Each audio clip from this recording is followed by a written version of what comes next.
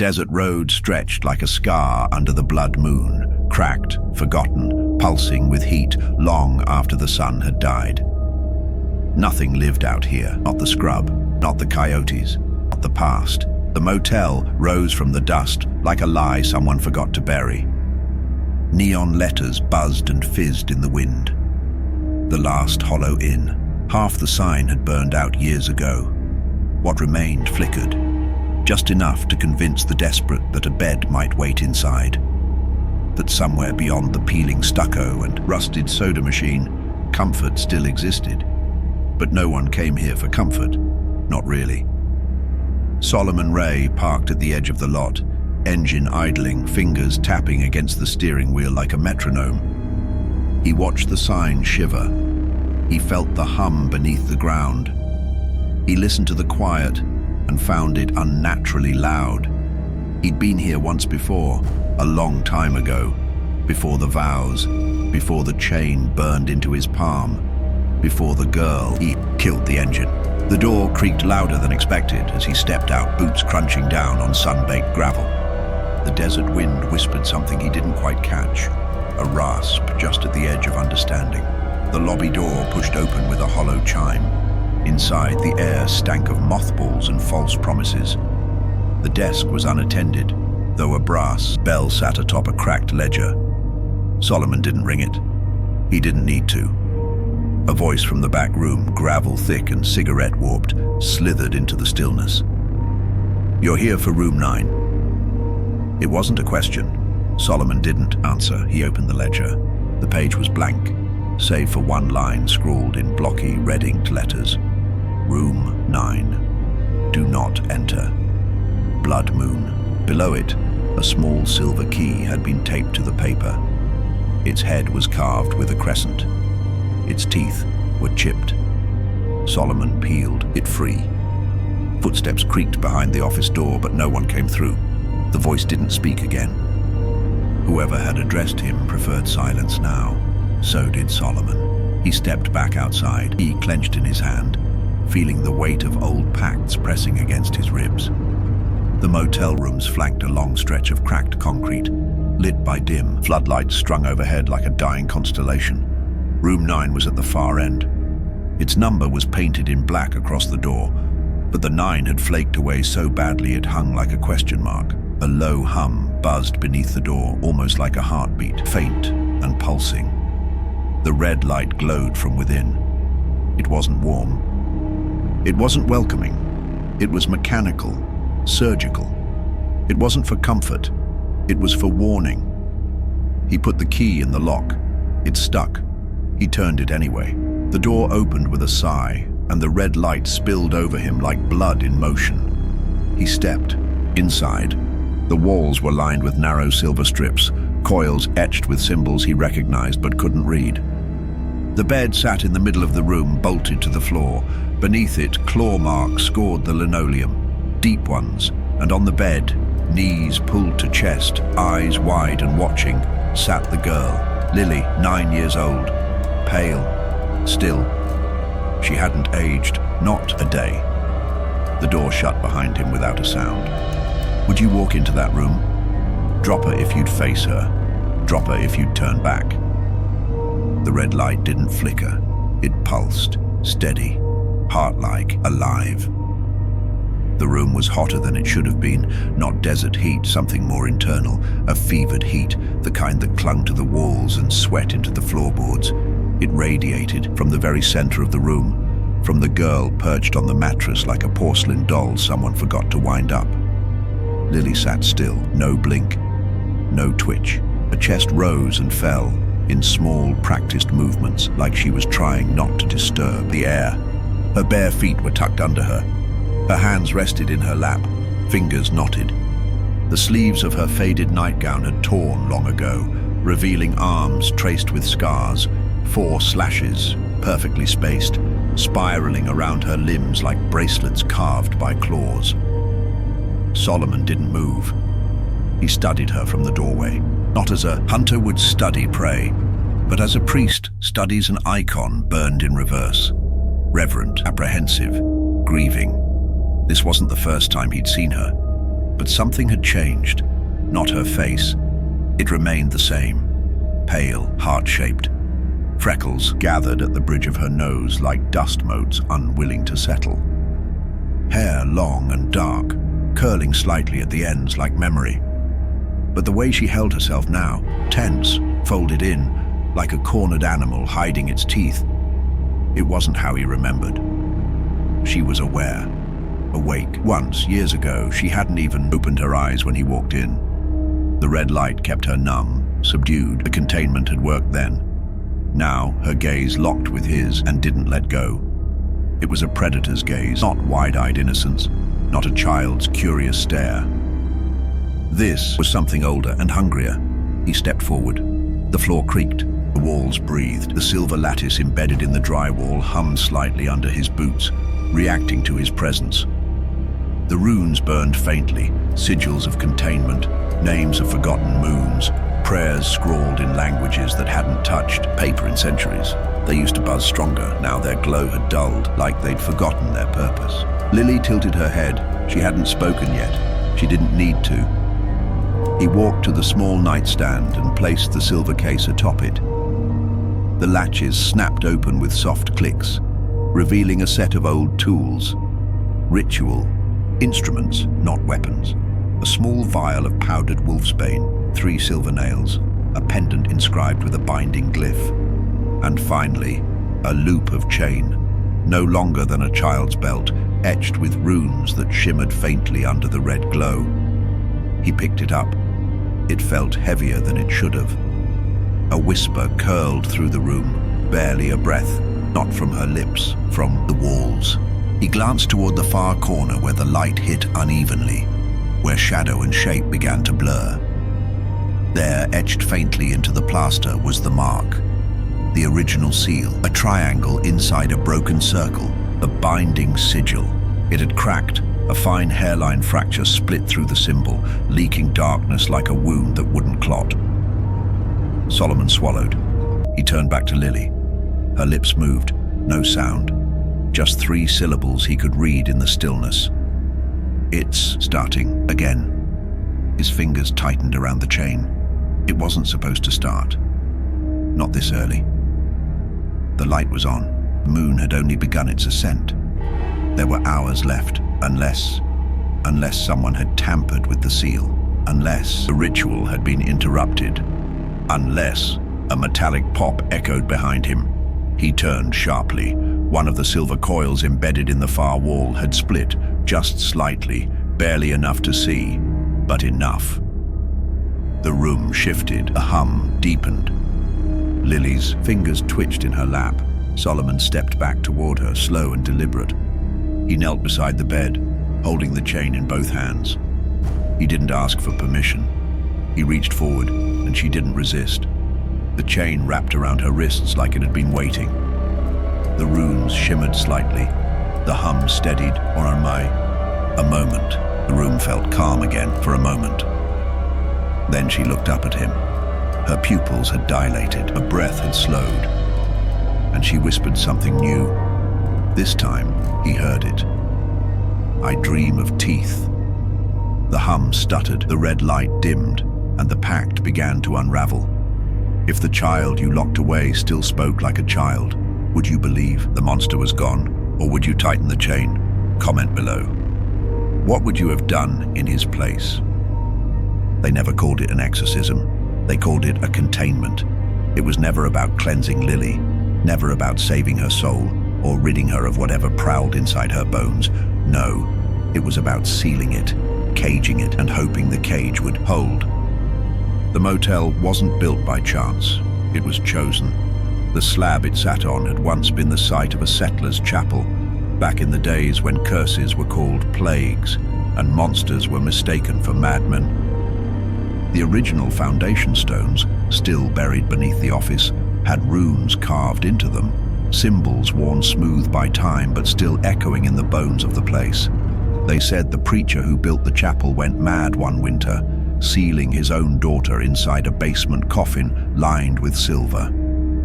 He claimed she had the moon in her blood. They laughed until the howling started, until the snow turned red, until she broke through the floor and vanished into the desert. Lily had never been born normal. She came into the world already too still, eyes too open, lungs too quiet. Her mother died before the midwife could wash the blood from her fingers. Her father followed within the month, found torn to ribbons inside a locked room, silverware scattered in the shape of a crescent. And Lily never cried. She just stared at the moon. They brought her to the motel when she was 7, not because they wanted to, because they had to. A drifter priest, long coat, missing finger, eyes ringed with midnight, claimed he knew how to stop her from turning, from becoming. He asked for silver, chains, salt, red light. The town gave him everything, and in return, he gave them peace. But peace comes in rituals, and rituals come with rules. Every full moon, she had to be sealed in, red light on, silver polished, vigils anointed with blood, animal, not human, no visitors, no cracks, no gaps, and above all, no sympathy. That was the first rule to break. Sympathy makes you forget the child, makes you whisper her name instead of the thing she becomes, makes you hesitate when she cries. Solomon had seen it before. Long before he became the custodian of this curse, he'd been brought in by the order to inspect the site. Not as a priest, not anymore, but as something more brutal, something practical. He remembered the first time he saw the seal. Fresh, new, burning. It had throbbed like a second sun, lighting the motel with a supernatural hum. Back then, the coils were tight, the red light was constant, and the chains had no rust. Now it was all memory and corrosion. He ran his fingers along the bedside panel. Beneath the paint, the original wood was scorched black in a spiral. Burn marks from the first binding. A circle of salt still sat behind the dresser, long since hardened to crystal. He pulled back the carpet in the corner. There, hidden beneath a floorboard, was the mark, the original glyph. 3 intersecting moons forming a broken triangle, a lunar fracture. It was cracked. The fracture had fractured further. Something had bled through, something old. Solomon traced the glyph with one gloved hand. It tingled under his skin, not from magic, but memory. It remembered the pact. It knew what was breaking. He rose slowly and walked to the desk across the room, opened the drawer. Inside, he found what he feared, a small, rusted knife, its blade flecked with dried blood. Not animal, human. The ritual had been corrupted. You couldn't offer human blood. That was the first corruption. The silver rejected it, the runes recoiled. And worst of all, it woke something deeper in the girl, something that wanted more. He looked at her again, still sitting, still watching, still silent, but her eyes, they weren't quite hers anymore. And the room, it was listening. What do you think the original priest sealed beneath this motel? And who, if anyone, was meant to survive it? The glyph matches others across Silver Pines. Spot the pattern? The first flicker wasn't dramatic, it was subtle. A momentary hiccup in the light, a pulse missed, a heartbeat skipped. But Solomon felt it, in his spine, in the walls, in the hum that kept the room alive and caged. The red glow above them dimmed for a breath, then returned. But once is always the beginning. Lily shifted on the bed, not suddenly, not violently, but instinctively, like an animal waking from sedation. Her fingers uncurled, her shoulders rolled. Her breath, which had been steady and mechanical, suddenly became human, imperfect, uneven. Solomon didn't speak. He just rose from the corner and moved back toward the case on the nightstand. The chain was coiled neatly where he'd left it, the etched runes pulsing faintly in sync with the red light overhead. He took it in his hands again. It felt lighter now, and that was wrong. Containment tools didn't lose weight unless the pact had shifted, unless the burden was no longer with the cursed, but with the keeper. He turned toward the girl. She wasn't looking at him anymore. She was staring at the window. There wasn't much to see. just a cracked pane smeared with desert dust and insect wings. But beyond it, the blood moon had risen higher now, fat and heavy in the sky like a judgment waiting to fall. Its red was darker than usual, murkier, a bruise rather than a burn. Lily's reflection shimmered faintly in the glass, except it wasn't her. Not exactly. Solomon stepped closer. Her reflection was too tall, the limbs too long, the eyes too wide, the mouth too open. There were teeth, not childish, not human, elongated, stark white against an otherwise shadowed face. And then, just for a second, the reflection moved, even though Lily hadn't. The light flickered again, longer this time, full breath. The hum beneath the floor shuddered. The silver in the walls moaned like old bones shifting under pressure. Solomon dropped to one knee and began unpacking the rest of the tools. The wolfbane powder, the salt ring, the final seal carved into bone. He worked quickly, mechanically. He didn't have time to hesitate. Not now. Not when the room itself was starting to forget its function. Forget its commandment. He began the chant, old words, cracked Latin, broken Aramaic, the tongue of the pact. The girl began to hum, not a song, not something melodic, a vibration, from the throat, from the ribs, from inside. Her head tilted back, and her eyes rolled white. Her skin glistened, damp with something not quite sweat. Her arms twitched, and the chain around her wrists suddenly snapped tight, as if reacting. Solomon stepped back. The air was thick now. He could see it, like heat waves off asphalt, but red, shimmering, bending the light around her in slow, dreamlike ripples. He placed the seal bone against the headboard, spoke the words again. The light flickered, died. Total blackness swallowed the room, then click. Emergency bulbs along the floor kicked on, dim, red, barely functional. Not the sacred light, not the blessed fixture, just backup systems from an electrical panel last touched in 1982. They wouldn't hold her. He turned. Lily was standing now, arms at her side, hair covering her face. The chain dragged behind her in the dust, still attached to one wrist but slack, useless. Her bare feet made no sound. She looked up. Her eyes glowed. Not a metaphor, not exaggeration. They glowed, amber orange, like fire behind. Stained glass, a wolf's stare through a child's face, and then she smiled. Not wide, just enough to show the tips of something sharper. The silver coil embedded in the back wall split clean down the middle with a sound like tearing metal. Sparks hissed, bouncing off the floor like dying fireflies. The hum died completely. The room went quiet, too quiet. Lily took a step forward, then another, and then she spoke. Not with her voice, not exactly. It came from everywhere. You broke the rule. Solomon dropped the salt ring. His hands were shaking. The room began to breathe again, but it wasn't breathing with him. It was breathing her in. The light flickers. The pact is failing. If containment breaks tonight, who walks out? Her, or what's been waiting inside her all along? Drop a wolf if you'd pull the plug. Drop a comment if you'd try to save her. The motel trembled. Not all at once. Not in a dramatic quake or some movie-style collapse, but in layers, deep, subdermal shakes that made the bedframe shiver, the window hum, and the dust above the headboard trickle down in threads. Solomon braced, his hand on the dresser.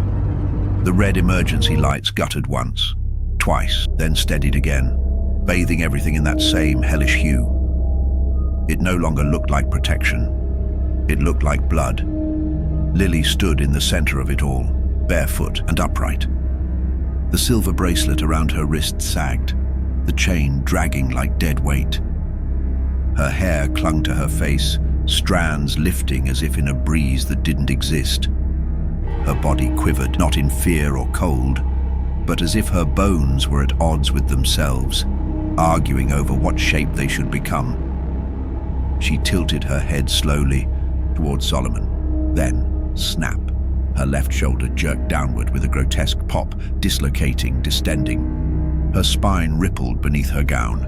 Fabric tore slightly along the back as something inside began to push outward, like her skeleton was remembering another form. Her mouth opened, and for a moment Solomon hoped stupidly that it was to scream. That maybe this was still a child in pain, not a monster awakening. But she didn't scream. She laughed, soft, wet, choked with static. The laugh became a growl halfway through. Then another sound, low and wet, like meat sliding from the bone. A jagged line appeared along her forearm. Not a cut, an emergence. Thin black hair pushed through her skin like pine needles through snow. Her nails, already sharp, elongated into curved talons that scraped the air as she raised her hand. The silver chain clinked once, then fell. The rune stopped glowing. Solomon stumbled backward. He wasn't afraid. He'd faced worse, but he'd never faced her. He reached into his coat and pulled out the final seal, a small medallion forged from iron and blessed with old blood. He pressed it to his palm, muttered the incantation, and flung it at her feet. A circle of flame erupted in a flash. She stepped through it without a sound. The fire died instantly. She smiled wider. "Your rites were made for men," her voice said, not from her lips, but from the walls. "I'm older than your rituals, hungrier than your prayers." Solomon pressed himself against the door, tried the knob. It didn't move. The room was locked, not physically, but ritually. It wouldn't release him until the pact resolved.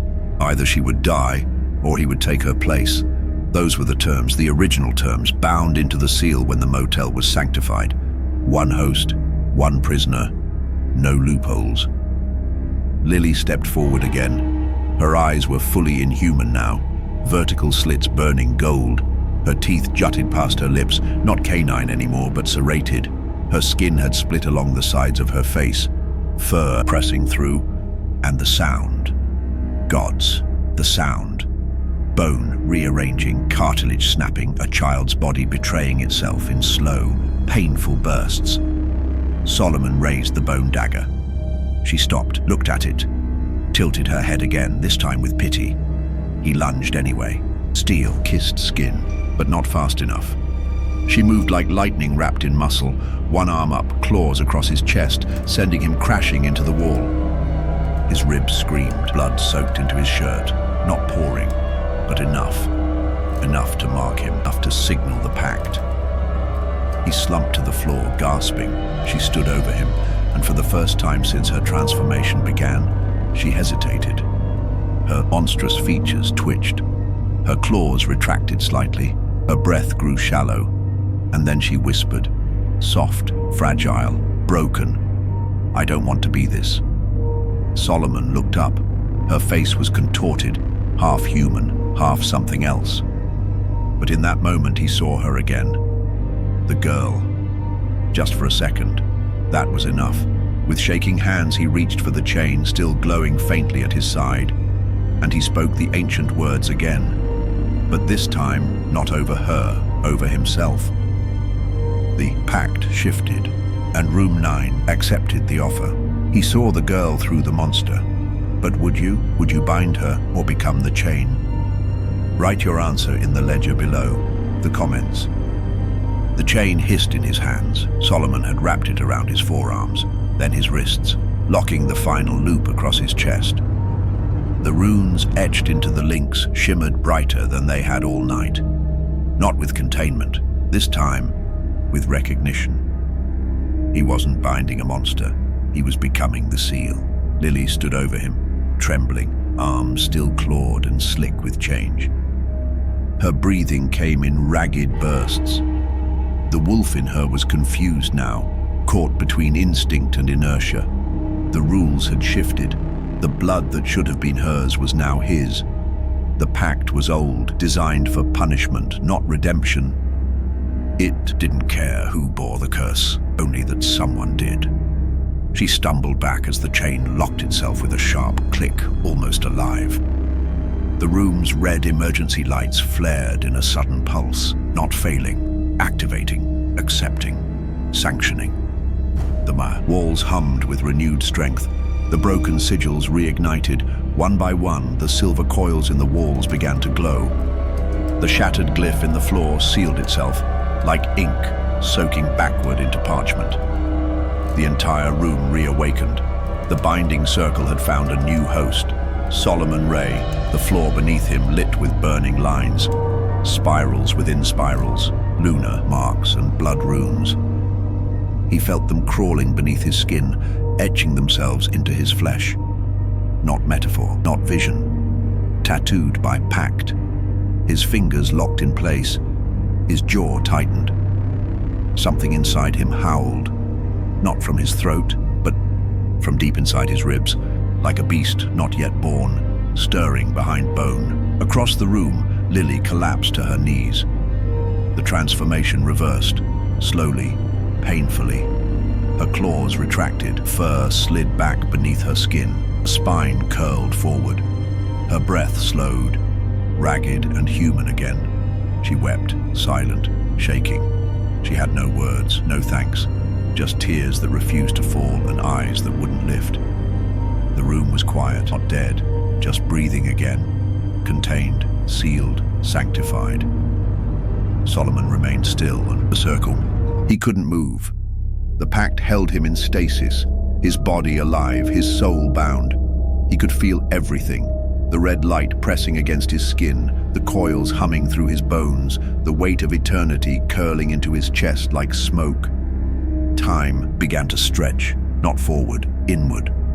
Lily crawled toward him, bare knees scraping against scorched tile. She reached the edge of the circle, but could go no farther. An invisible wall met her hand with a sharp pulse of light. She flinched, tried again, same result. Inside the circle, Solomon blinked once, slowly. His eyes had changed now, flecked with gold. Not yet glowing, not yet monstrous, but not entirely. Here she reached for him anyway. Just before her fingers touched the edge of the light, she whispered, "Why?" His lips parted, no sound, but his eyes answered. Because she was still a child, because someone had to stop it, because he had failed before and wouldn't again. The door behind them creaked. The motel clerk stood in the threshold, holding the old ledger in one trembling hand. He looked between Lily and the red-lit seal on the floor, then nodded slowly. No words, just acknowledgement. Another pact fulfilled, another room preserved, another life paid. The clerk scribbled something new into the ledger, something that hadn't been written in decades. Ray Solomon, room 9, long-term guest, blood-marked. He closed the book, turned, left. The door swung shut, the room locked again. Lily sat against the wall, breathing hard, eyes half closed. The light above burned steady, for now. What do you think is behind room 10? Leave your theory below. Subscribe, before the lock clicks again. You can also tag someone who shouldn't open it. Outside, the desert had grown quiet. The blood moon hung overhead like a lidless eye, no longer pulsing, but watching, satisfied for now. The wind no longer whistled, the sand no longer shifted. Even the coyotes, so common in the canyon night, had vanished into deeper holes. Inside the office of the last Hollow Inn, the clerk stood behind the reception desk, eyes glassy and unfocused. He flipped the guest ledger open again. The red ink was nearly dry where he had written Solomon's name. The line above it, room 9, do not enter, seemed to glow faintly in the dusty lamplight. Below Solomon's name, he added one more line, as if compelled. Next full moon, check room 10, status unknown. Then he closed the book and tucked it under the counter, just as the lights flickered and died. Back in room 9, the red glow remained constant, but it no longer hummed. It was silent now, like a sealed vault or the hush of breath just before sleep. The chain that once bound Lily lay coiled in the corner like a shed skin, its runes faded, their work complete. She sat near the door, legs folded, eyes fixed on the glowing sigil in the floor. Her face looked older now, not in years, but in weight. Experience ages faster than time. Solomon had not moved. He remained in the circle, body held in stasis, still breathing, still warm, but unreachable. His expression was unreadable, half peace, half grief. And somewhere deep behind his eyes, the first flickers of gold began to bloom, not yet monstrous, but becoming. Outside the sealed door, footsteps padded down the motel walkway, slow, careful. A traveler, perhaps, or something else. A shape passed before the frosted glass window of room 10, a flicker of movement, then gone. Lily saw it.